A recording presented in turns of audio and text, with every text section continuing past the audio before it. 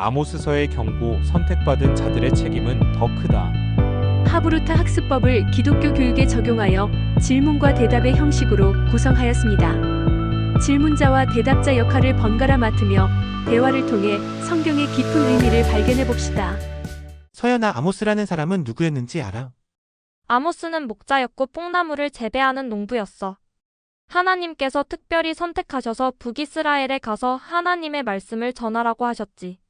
맞아. 아모스서 1장 1절에 나와 있어. 그런데 아모스서 1장부터 2장을 보니까 계속 서너 가지 죄로 말미암아 내가 그 벌을 돌이키지 아니하리라라는 말이 반복되는데 이게 무슨 뜻일까?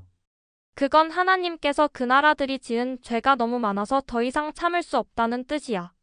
마치 우리가 잘못을 계속하면 부모님이 결국 야단치시는 것처럼 하나님도 계속되는 죄에 대해 심판하신다는 거지. 아, 그렇구나. 그런데 왜 주변 나라들부터 심판하신다고 말씀하셨을까?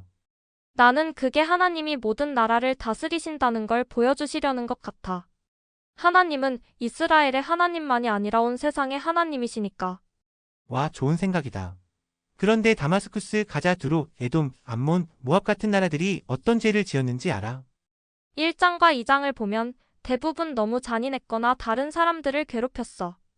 예를 들어 다마스쿠스는 길르앗을 무자비하게 대했고 가자는 사람들을 사로잡아 에돔에 팔았어. 맞아. 그리고 두로는 형제 계약을 기억하지 않고 사람들을 에돔에 넘겼고 에돔은 형제를 칼로 쫓아가서 긍휼히 여기지 않았지. 암몬 사람들은 자기 영토를 넓히려고 길르앗의 아이를 가진 여인들의 배를 갈랐대. 너무 끔찍해. 모압은 에돔 왕의 뼈를 불살라 회로 만들었다고 해.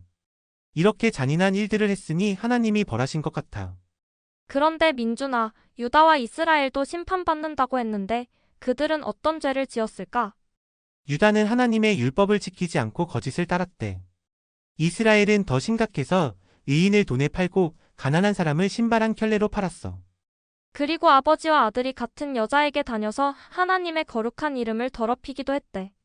하나님은 공평하셔서 자기 백성이라도 잘못하면 심판하시는구나. 3장에서 하나님이 땅의 모든 족속 중에 너희만을 알았다고 하셨는데 이게 무슨 뜻일까? 그건 하나님이 이스라엘을 특별한 백성으로 선택하셨다는 뜻이야. 마치 우리가 특별한 친구를 사귀는 것처럼 하나님도 이스라엘과 특별한 관계를 맺으셨어. 그렇구나. 그런데 그 다음에 그러므로 내가 너희 모든 죄악을 너희에게 보응하리라고 하셨어. 왜 선택받았는데 더 엄하게 대하실까? 내 생각에는 더 큰 특권을 받은 사람에게는 더 큰 책임이 따르는 것 같아. 마치 우리가 부모님께 더 많은 사랑을 받았으니 더 잘 행동해야 하는 것처럼 말이야. 아, 이해가 돼. 3장 3절부터 8절에는 여러 가지 질문들이 나오는데 이 부분은 무슨 뜻일까? 그 부분은 원인과 결과에 대한 내용 같아. 예를 들어 사자가 울면 잡은 것이 있다는 건 무슨 일이든 이유가 있다는 거지. 하나님이 심판하시는 것도 분명한 이유가 있다는 뜻이야. 4장에서는 이스라엘 여인들을 바산의 암소라고 불렀는데 왜 그랬을까? 바산은 좋은 목초지가 있어서 소들이 살찌는 곳이었대. 이스라엘의 부유한 여인들이 사치스럽게 살면서 가난한 사람들을 억압했다는 뜻인 것 같아. 그리고 4장에서는 하나님이 여러 가지 재앙을 보내셨는데도 이스라엘이 돌아오지 않았다고 했어. 어떤 재앙들이 있었지? 기근, 가뭄, 곡식을 해치는 재앙, 전염병, 그리고 도시 파괴 같은 재앙이 있었어. 그런데도 이스라엘은 하나님께 돌아오지 않았대. 맞아. 그래서 이스라엘아, 내 하나님 만나기를 준비하라고 경고하신 것 같아. 회개하지 않으면 더 큰 심판이 올 거라는 경고인 것 같아. 5장에서는 여호와를 찾으라 그리하면 살리라고 말씀하셨어. 이건 아직 기회가 있다는 뜻인가 봐? 맞아. 하나님은 심판하시기 전에도 항상 회개할 기회를 주시는 것 같아. 우리가 잘못했을 때 바로 사과하면 용서받을 수 있는 것처럼 말이야. 5장 21절부터 24절에서는 하나님이 이스라엘의 종교 의식과 제사를 기뻐하지 않는다고 하셨어. 왜 그러실까?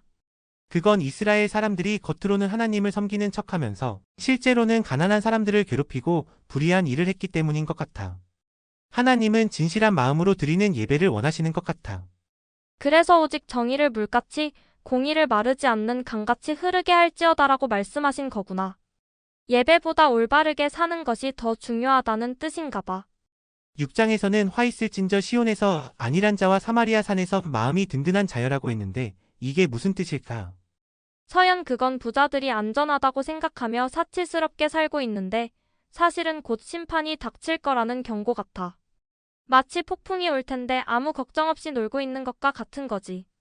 6장 4절부터 7절을 보면 정말 사치스럽게 살았나 봐.